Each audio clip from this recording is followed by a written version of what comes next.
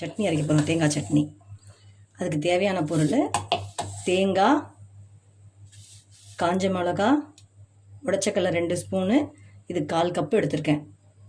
அது நம்ம தேவையானதான், எல்லாமே நம்ம தேவையான அளவு எடுத்துக்கலாம். 1/4 கப்பு தேங்காய் எடுத்திருக்கேன், 2 ஸ்பூன் உடச்சக்கடலை எடுத்திருக்கேன், 4 காஞ்ச மிளகா எடுத்திருக்கேன், நாங்கள் கொஞ்சம் 1 ஸ்பூன் உப்பு எடுத்திருக்கேன். கடுகு, சீரகம், உளுத்தம்பருப்பு தாளிக்க சட்னி அரைச்சிட்டு, கருவேப்பிலை, இது 4த்தையும் தாளிக்க கற்று வச்சுருக்கேன். இப்போ நம்ம சட்னி அரைக்கலாம். இதில் தேங்காய் போட்டுட்டு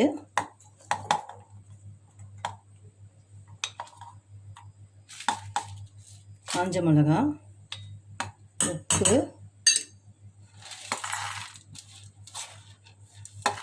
உடச்ச கடலை, இதை நம்ம அரைச்சிடலாம். தண்ணி ஊற்றி அரைச்சிட்டு வந்துடலாம். இதை அரைச்சிட்டு தாளிச்சிடலாம். தேங்காய் சட்னி அரைச்சிட்டு வந்துட்டோம். ஒரு 1/2 ஸ்பூன் ஆயில் ஊற்றிக்கலாம்.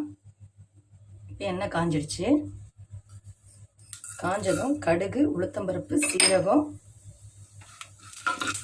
வறுபட்டுடுச்சு. இதில் கருவேப்பிலை போட்டுக்கலாம். சட்னியில் போட்டுக்கலாம்.